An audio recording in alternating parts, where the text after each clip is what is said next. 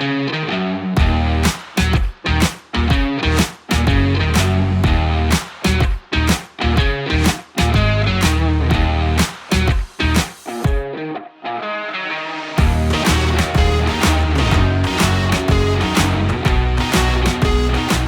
guys, this is Tim with Tim Stout Associates. This is a Learn to Earn podcast / discussion with a high-level real estate coach and best-selling author, David Keesee. David, tell us about yourself. Well, been coaching for a while. Started in the real estate space, come from a family of real estate professionals. My grandfather bought and sold real estate. My mom, dad also bought and sold real estate. My brother's still on the lending side, and so I've kind of been around it my entire life. Been coaching now for the last 12 years, helping agents like yourself.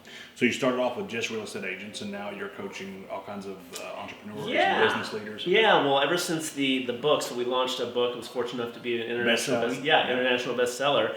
And that kind of opened it up, and now there's people from other industries that are starting to say, well, wait a minute, how did you build your coaching company? How did you build the following and do the marketing and all that kind of stuff? So yeah, there's different, I guess you can call them niches. Yeah. Okay. Yeah. What is so you fell really big into the real estate space because that's what you've known, and you were in sales for a while, so that's what you do. Yeah.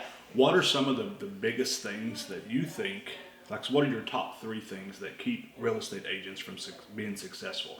I mean, there's like an 86% failure rate in the first year or two, correct? Yeah. So that's ridiculous. Mm-hmm. But like myself and some other agents like your coach, we seem to succeed and excel.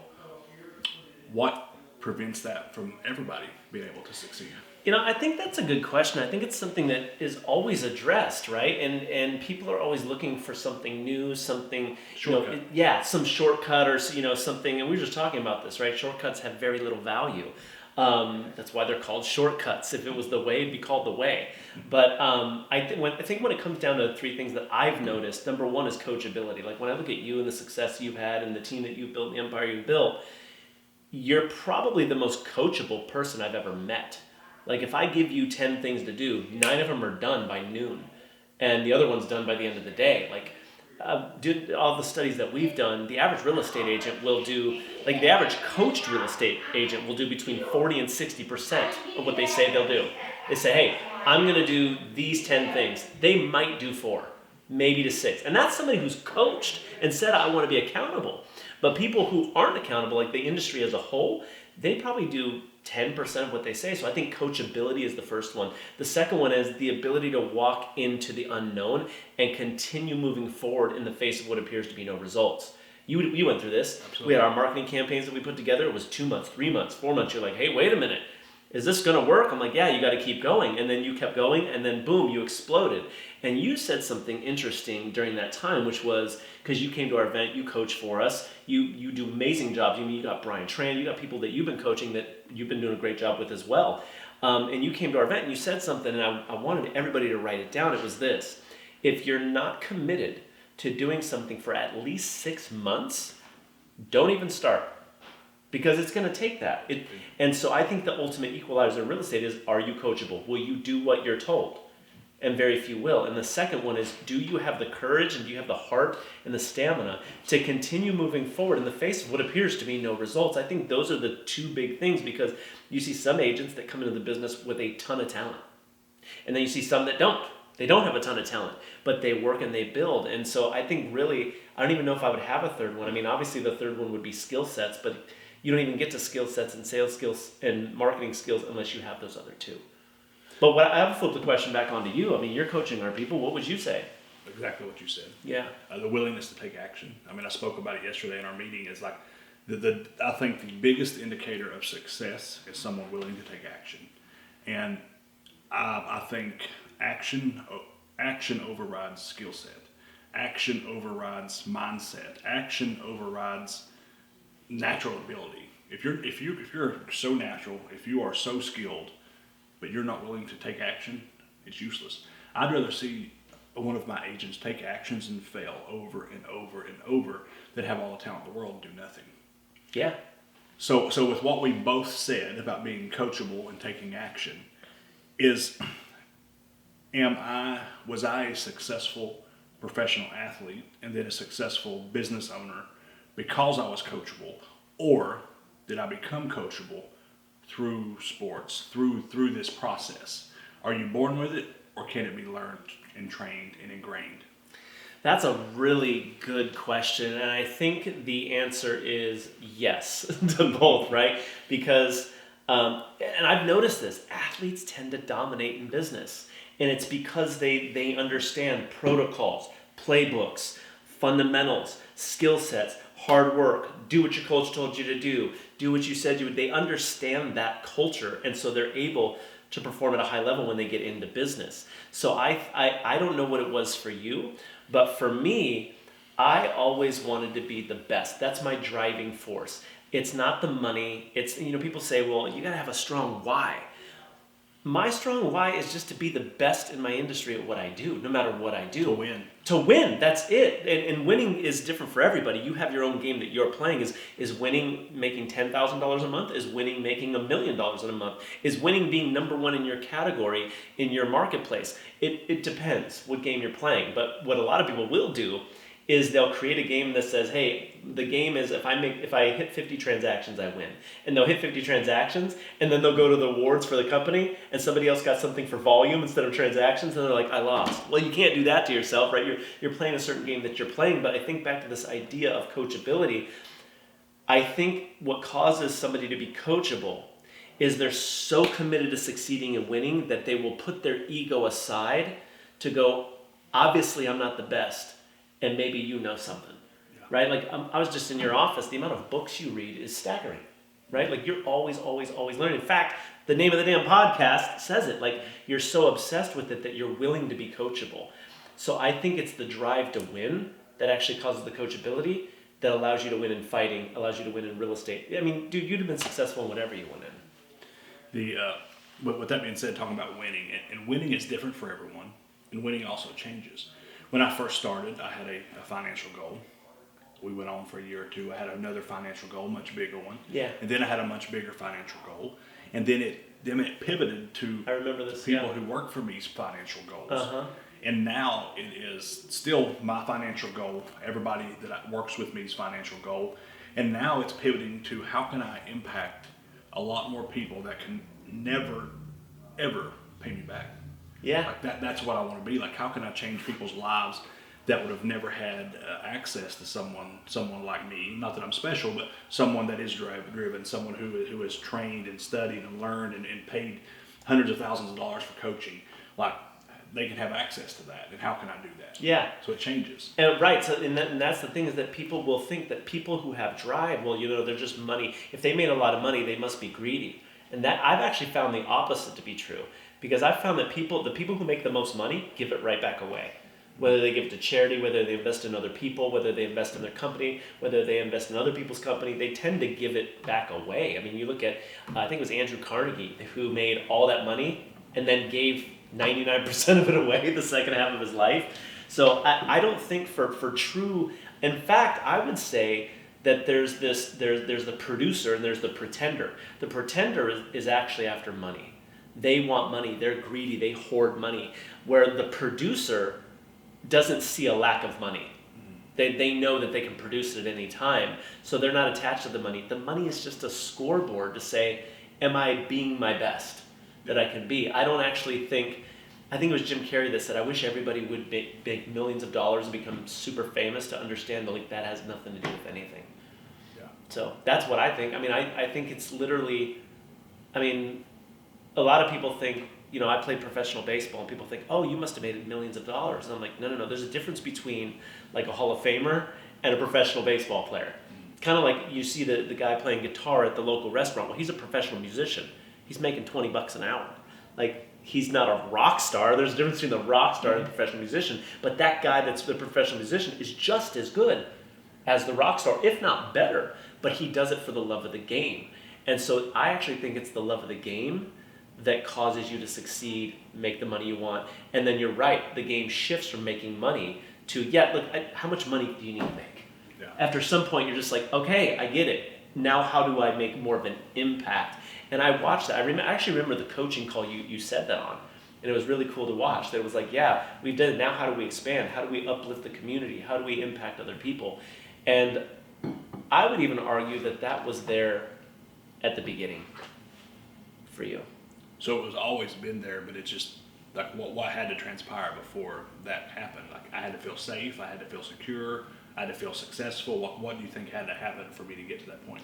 Well, specifically in our coaching program, it's one of the reasons I want people getting to $100,000 in GCI a month, which right now I think we have like 72% of the people hit that. I don't even know if I shared that with you. We have 72% of the people hit $100,000 months, and the reason I want them to do that is you can't see yourself and what's possible the same ever again. Yeah. Right? I remember March, I forget the year, but it was like, I don't know, 5 or 6 years ago. March, your business went wham, and it never turned back.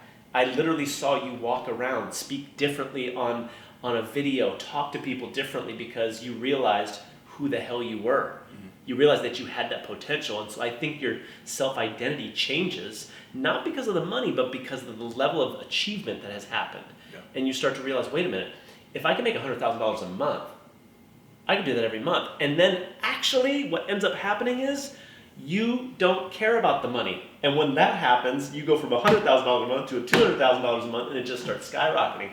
So I think it's more about, and this is what I preach all the time, especially in the book, is that it's more about who you are being and who you become. That is a reflection. It's kind of like a tree, right? Like if I plant seeds for an orange tree, I'm not going to get apples. Absolutely. Right? So the soil has to be right. I have to plant the right seeds. I have to nurture that to get the tree that I want. And people think, well, they have apples, I'll just go pick their apples. It don't work like that. And so I think the money and the success is all just a function of you becoming the person that you were meant to become. I think a lot of people are as scared at success as they are failure. And in money, like especially in the South, like it's like being rich is not always looked upon being good. Not whatever rich is. Yeah. And I remember talking to Matt, my team leader in Tennessee, and he's highly religiously educated. Mm-hmm. And we were talking about that same concept about money and what people think about it. And he goes, the church always has its handout to be given to. He goes, it needs this and it needs that, and they take up offerings and tithes, and it pays for things. And he said, without that hand here, you never have a hand giving. So the richer you are, the more you can give if you choose to. Yeah. So he's like, it can't be frowned upon, and that gave me like it switched my mindset to think like, okay, there's things you can do, and I like giving, in certain percentages when it wasn't making a lot, but that really always has been a part of me. With action, and what are some tips that you can give people to get into action? It's like some things that have helped me, and some things that I'm really able to give my team to get them in action, because our team is highly successful. Even the new agents that come on get highly successful fast. Yeah, you guys do a good job here. It's training and accountability. Yeah. Like, how can people focus around those tactics that don't have a team, they don't have access to a team like Tim Stout Associates, mm-hmm. to get into success quicker?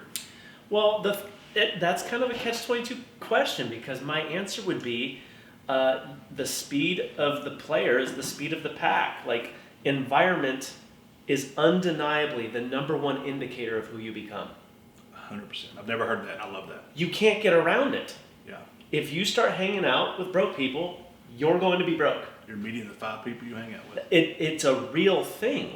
So what I would say is, number one, if you're somebody who feels stuck, get into the right environment. Get into an environment where people push you to another level. That's literally what you did. You joined coaching, years ago. You joined before you were ready. You weren't financially ready. Absolutely not. And you joined anyway, and it put you in a circle that allowed you to level up. So what I would say is, for people who can't join a team, that's bullcrap. You can join a team. And if I were brand new in real estate, I would be coming to a team like yours, because I would want somebody holding me accountable. Like, some people would be like, well, I don't want to go to team because it's kind of intimidating. That's just small thinking. If you're intimidated by stepping up, get out of business. Don't even be in business. Yeah. Because if you're intimidated by that, you're not going to call leads. You're not going to step up the way you should inside of business. So what I would say is, number one, find people who are doing what you want to do and get involved with them. And we talked about this yesterday. It's not so much what. I hope everybody's listening to this. It's not so much about what. It's about who.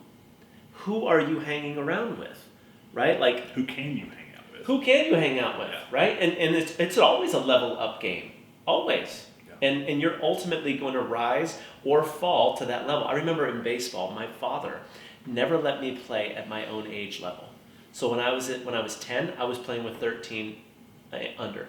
When I was 13, I was playing with college kids. Like, he was bumping me way up. I didn't hit a home run until things leveled off at like college, because the fields were always so much bigger for my age. Even high school, I graduated high school a year early, which in retrospect was not a good idea. I probably would have went further in pro ball if I stayed, but my father did that on purpose because he noticed when I played in crappy leagues on crappy teams, I played crappy. When I'd go up a level and I'd play with people better than me, I would play better. It was just natural. And so he never let me stay in the same league. So what I would say is, like, if you're stuck, but you've got the talent, you got to get around the right people. And unfortunately, in the real estate space, most offices they're not conducive to that. They're like, there's the phone, good luck to you.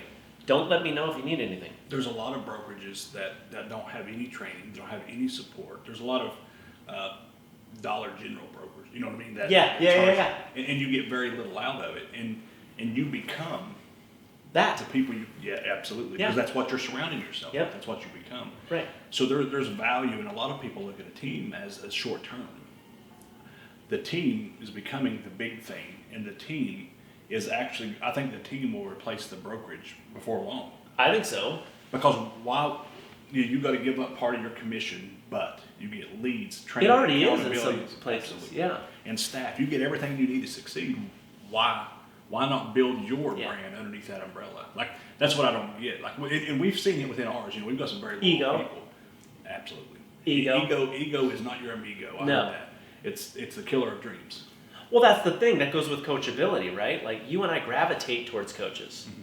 Now, we don't, like, I have one or two coaches in my life that I depend on. I'm assuming you're the same way. Like, I don't hire just any coach.